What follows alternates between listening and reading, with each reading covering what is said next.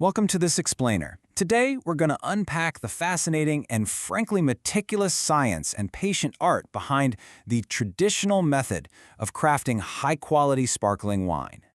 So have you ever popped a cork for a big celebration and just wondered, exactly how do all those energetic bubbles get trapped inside the bottle without the whole thing just exploding? It's a question I've definitely asked myself, and the answer is this incredible blend of chemistry and time. Transforming simple, everyday grapes into a sophisticated, sparkling masterpiece requires a seriously rigorous sequence. It's an intricate journey that spans all the way from the initial harvest to that final, celebratory corking. Let's break this whole journey down step by step. To truly demystify the process, we'll follow the chronological recipe of the wine through 5 distinct, highly regulated stages: the base wine, tirage, aging on the lees, the disgorging process, and finally, dosage. All right, stage 1, the base wine, setting the foundation. Every sparkling wine actually begins its life completely still, and right out of the gate, winemakers have to adhere to some extremely strict chemical parameters. It has to be white or rosé. And to make sure the wine survives the long, transformative journey ahead, they have to hit really specific targets. We're talking a precise low alcohol content between 9.5 and 11.5 degrees. Carefully monitored total acidity, while actually total and volatile acidity both have to be kept strictly in check, and very low free sulfur dioxide. At this stage, they heavily prefer pale, acidic wines to lay a perfectly clean canvas for what's to come. It's a really delicate balance between nature and the human touch. Raw, specialized grapes like Chardonnay or Pinot Noir are meticulously pressed so they don't extract too many astringent compounds. Then, expert winemakers step in to taste and blend these fermented base wines together. They'll often combine entirely different harvests just to create a consistent, fruity, and balanced starting point. And interestingly, strong aromas are totally avoided right now, because they would interfere with the magic that happens next. Which brings us to stage 2, tirage, creating the bubbles. Now we step into the absolute magic phase, where the effervescence is actually born. The crucial player here is the liqueur de tirage. Once the base wine is ready, this precise concoction of a little bit of base wine, sugar, and specially selected yeast is added to kick off a secondary fermentation. And here is the truly fascinating part. This second fermentation happens right inside the very glass bottle you'll eventually buy at the store. By adding a maximum dose of about 25 grams per liter of sucrose, the yeast goes to work. It converts that sugar and creates a staggering 6 atmospheres of internal pressure, successfully capturing that essential carbon dioxide. Just to put that into perspective for a second, that is roughly 2 to 3 times the pressure inside your car's tires, all trapped inside a single glass bottle. No wonder those corks fly, right? But to pull this off, the yeast they select has to be incredibly resilient.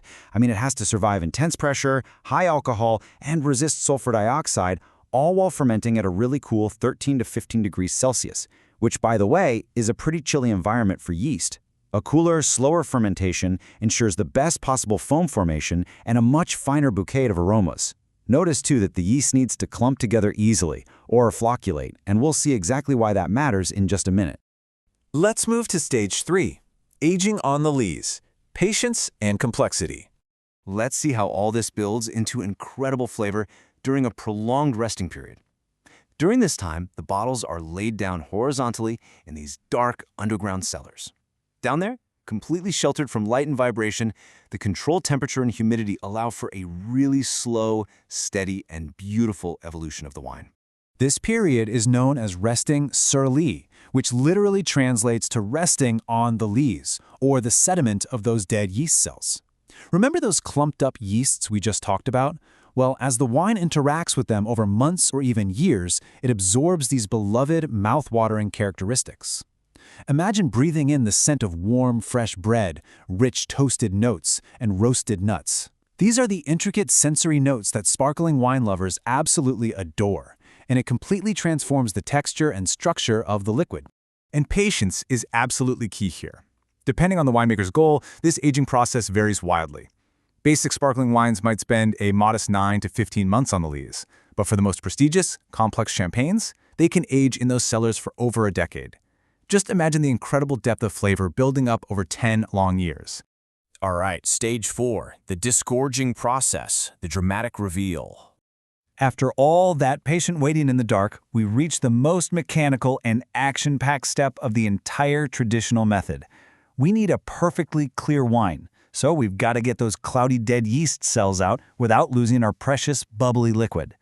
First, through a process called riddling, the bottles are gradually and carefully rotated and agitated upside down, so the sediment collects right at the neck. Then the neck of the bottle is literally submerged and frozen solid.